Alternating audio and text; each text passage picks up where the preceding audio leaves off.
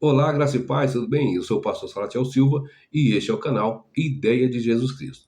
Desde já, quero lhe pedir um favor. Se inscreva em nosso canal, comente, compartilhe e juntos vamos propagar o Evangelho. Hoje vamos assistir 2 vídeos e em cima deles iremos comentar. Mas o tema de hoje é: Pastor, pode consultar o tarô? Vamos pro vídeo? Dentro da igreja de crente, dentro da religião, eles mesmos se atacam. Eu vivi, não foi 2, 3 anos, foram anos, entendeu? Então, eles mesmos se atacam, eles mesmos se condenam, eles mesmos se odeiam, eles mesmos falam um dos outros. Se um faz uma coisa ali, eles mesmos difamam. Eles não têm amor nem por eles mesmos, quem dera por quem é de fora. Então, assim, gente, tenham muito cuidado com esse povo. Muito cuidado, tá? Outra coisa, as pessoas que se consultam comigo são ex-crentes ou são crentes, tá? Então, assim, se hoje eu dou consulta, é porque as pessoas que se consultam comigo são cristãos. Quem é da Umbanda, Quimbanda, Candomblé, tem seu pai de santo. Faz acompanhamento espiritual lá. Então, se hoje eu trabalho, se hoje eu tô aqui, se hoje eu existo, se as entidades me usam, se Deus me usa, me revela, me mostra através das cartas, é porque essas pessoas me buscam. Eu não atendo gente de religião. Gente de religião tem seu pai de santo. Eu atendo milhares de crentes todos os dias que me procuram com problema de depressão, que me procuram com ansiedade, querendo se matar, que procura para fazer macumba, maldade para os outros. Quem mais procura para fazer macumba é crente. E eles fazem macumba por inveja. Ah, porque aquela fulana lá da minha igreja, aquela ciclana, eu acho ela muito metida. Ah, porque a fulana, o meu marido tá olhando para ela, eu quero fazer uma macumba para tal coisa. Os que mais me procura para fazer macumba e para fazer magia é crente. Amarração, amarrar homem casado, amarrar o pastor. Quantas amarração que já vieram atrás de mim fazendo consulta, querendo saber se dava para amarrar o pastor. Então, assim, gente, são pessoas terríveis. Eles ficam ali fingindo uma coisa. Aí passa um tempo, ele surta, dá um surto neles. Aí eles, parece que dá uma coisa na cabeça, eles vão lá e faz coisa terrível. Você pode ver que as pessoas que não são crente, elas são pessoas mais leves, né? E os crentes não, eles ficam lá tanto escutando tanta coisa que não pode isso, não pode aquilo, não pode aquilo. Quando eles saem fora, eles fazem coisa que nem quem é da igreja, quem não é da igreja, teve coragem de fazer. Eles fazem coisas terríveis, como matam, que nem esse quase pastor aí que matou aquela cantora, né? Eles vão lá e trocam de mulher. As mulheres vão lá e trocam de marido, vai embora de casa, agride, assim, faz coisas terríveis. Então, assim, é bem chocante, tá? Cuidado, fica longe, porque vocês vão ficar completamente traumatizados. São pessoas, assim, de uma índole que, olha, horrível, horrível mesmo. Sou pastor e gostaria de conversar sobre sua mudança. E gostaria de uma consulta com cartas ou búzios. Perdão por incomodar. E aí, crentes, já ameaçaram alguém com a condenação para o inferno hoje? Já ameaçaram alguém de ir para o inferno hoje? Gente, tô cansada de atender, tá? Olha aqui. Atendimentos e a mensagem desse querido, né? A cada 1000 existe um que tem bom senso. Parabéns, pastor. Vamos fazer o seu atendimento. Parabéns por você ter a mente aberta. Parabéns por você ser evoluído espiritualmente.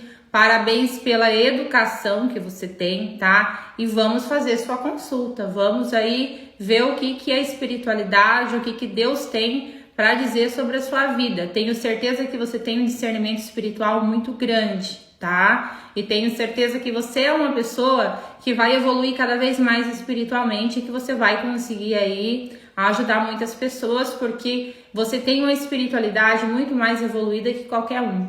E vamos fazer seu atendimento, sim, com todo o coração, tá? Elis, ninguém é a mesma pessoa depois de ver Jesus. Ninguém continua sendo o mesmo depois de um encontro real e verdadeiro com ele. Veja exemplo de Zaqueu, Bartimeu, Maria Madalena, Pedro, Paulo. Eles são prova disso. Todos esses encontros e muitos outros que aconteceram por causa de um reconhecimento do senhorio de Jesus Cristo. Ou seja, eles dependiam de Deus, pois eram fracos, e o melhor, reconhecer as vossas fraquezas. João capítulo 8, versículo 32 vai dizer: e conhecereis a verdade vos libertará. E quem é essa verdade? Essa verdade é Jesus Cristo. Tiago capítulo 2, versículo 19. Você crê que Deus existe? Muito bem, até mesmo os demônios creem e tremem. Agora, qual é a diferença entre o crente e um cristão? Um crente crê em Jesus, um cristão segue os seus comandos. Um crente vai à igreja aos feriados, o cristão sabe que a comunidade e a igreja é o paradigma da sua fé.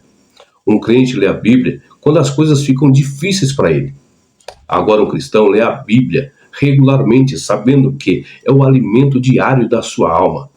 Um crente ora quando as coisas ficam difíceis. Um cristão dá graças, não importa a circunstância. Um crente torce a Bíblia para se adequar-se a seu estilo de vida. Um cristão não. Ele trabalha para tornar o seu estilo de vida parecido com os ensinamentos de Jesus Cristo e aquilo que está descrito na Bíblia. Um crente vai sacrificar quando é conveniente. Um cristão não.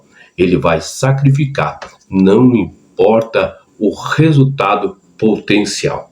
Há uma diferença muito grande entre ser crente e ser cristão. Há uma diferença notória do que é transformado e do que não é. Um crente está em conformidade com a pressão ou a cultura. Um cristão se mantém firme contra a tentação. Um crente irá compartilhar a sua fé quando é confortável, quando tudo vai bem. Um cristão irá partilhar a sua fé independentemente do cenário. Um crente sabe sobre Jesus. Agora o cristão conhece Jesus, pois sabe que ele é seu único e suficiente Salvador. Há 3 coisas que o cristão tem que o crente jamais terá. Primeiro, a mente de Cristo.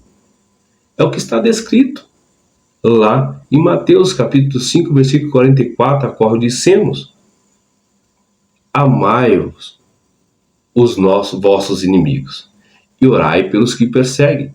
Só uma mente tranquila, sadia, uma mente que vive em paz, ama os inimigos e ora para aqueles que perseguem.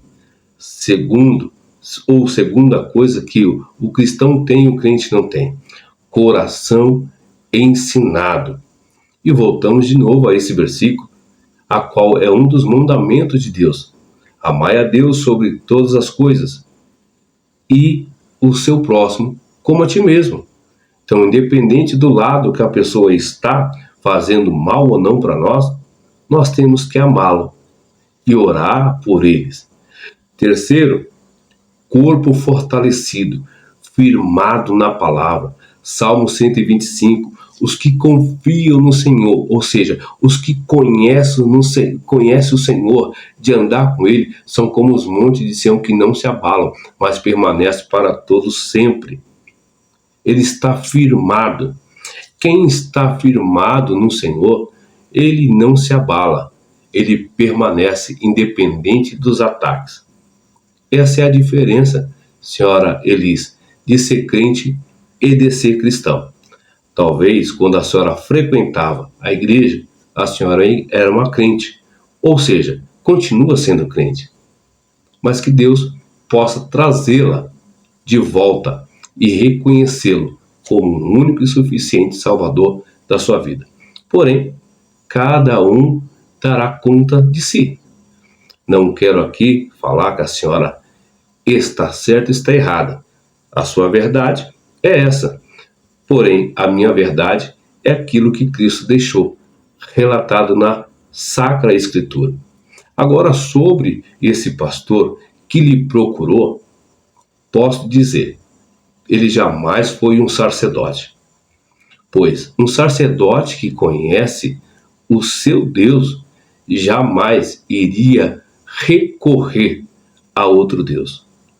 O nosso Deus, ele é poderoso para fazer muito mais do que pensamos e imaginamos. Eu não quero aqui desqualificá-la e tampouco falar da sua religião, mas eu tenho que dizer Quem te usa não é Deus. Quem revela não é Deus. Pode ser qualquer outra coisa que engana, mas não diz a verdade, pois a verdade está contida em Jesus Cristo. Por isso que diz: eu sou o caminho, a verdade e a vida, e ninguém vai ao Pai senão por ele. Agora, esse pastor, eu quero me direcionar a ele. Vamos ver, querido, o que a Bíblia fala. Eu tenho certeza, se você um dia foi da igreja, pois pastor, eu creio que você não foi, mas se porventura te consagraram, você pelo menos o básico você aprendeu sobre quem é Deus e que o Evangelho fala sobre essas práticas. Vamos ver o que a Bíblia fala. Quero falar à luz da Bíblia. Vamos lá. A Bíblia reprova toda a prática divinatória, como a astrologia, adivinhação, maguro, cartomancia, tarô, necromancia e todo tipo de ocultismo, feitiçaria ou bruxaria. Veja o que a palavra de Deus diz.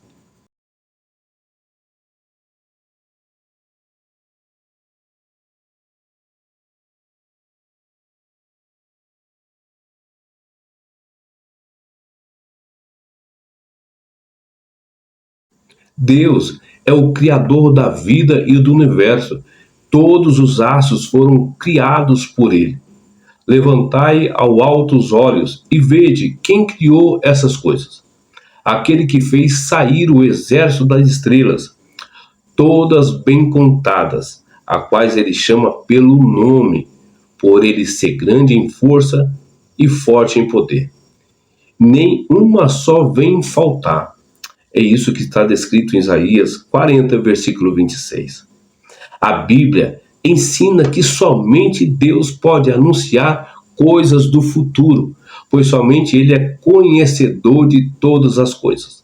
Lembrai-vos das coisas passadas da antiguidade, que eu sou Deus e não há outro, eu sou Deus e não há outro semelhante a mim, que desde o princípio anuncio o que há de acontecer, e desde a antiguidade as coisas que ainda não sucederam, que digo o meu conselho, permanecerá de pé, farei toda a minha vontade. Isaías 46, 9 e 10. Deus é o Criador sábio, forte em poder. Ele é poderoso, onipotente, ele é conhecedor de todas as coisas, onisciente, ele é eterno, onipresente. O ser humano é criatura, finito, incapaz de prever o futuro. Deus declara que ele é o único capaz de anunciar coisas que ainda não aconteceram. Por essa perspectiva, Jó é levado a questionar: ou poderá tu atar as cadeias de 7 estrelas, ou soltar os laços do Orião, ou fazer aparecer os signos dos zodíacos, ou guiar a ursa com seus filhos? Sabe tu as ordenanças dos céus? Pode estabelecer sua influência sobre a terra? Pode levantar a tua voz até as nuvens, para que a abundância das águas te cubra? Ou ordenará que os relâmpagos que saem de ti digam: eis-nos aqui? Quem pôs sabedoria nas camadas das nuvens? Ou quem deu entendimento ao meteoro? Jó capítulo 38, versículo 31 ao 36. A resposta a essas indagações é óbvia. Deus estabeleceu leis que governam o universo, que são mantidas pelo seu poder. Deus proíbe seus filhos praticarem ou consultarem qualquer atividade ocultista de magia, adivinhação, consulta aos mortos, a astrologia. Veja o que diz a palavra em Deuteronômio 18, capítulo versículo 9 e versículo 14. Deus criou as estrelas e a Bíblia fala sobre os homens que dedicam as suas vidas a estudar o movimento dos corpos celestes, os chamados astrônomos, os estudiosos da astronomia. A astronomia é uma ciência antiga e muito respeitada. Através do estudo dos corpos celestes é possível compreender mais sobre a grandiosidade de Deus, que tudo criou com tamanha perfeição. Um exemplo bíblico aqui que eu quero deixar de pessoas que estudavam os astros e está registrado nas histórias dos sábios do Oriente que descobriram uma estrela diferente no céu. Então eles se voltaram para as escrituras hebraicas, a uma antiga profecia que falava sobre a estrela de Jacó, que indicava o nascimento do rei dos judeus, lá em Números capítulo 24 e 17.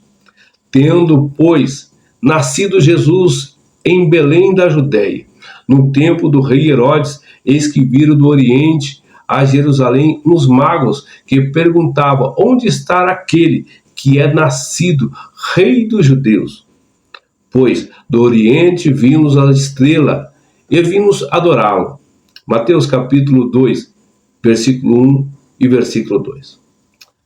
A Bíblia não proíbe a prática de estudos científicos no ramo da astronomia.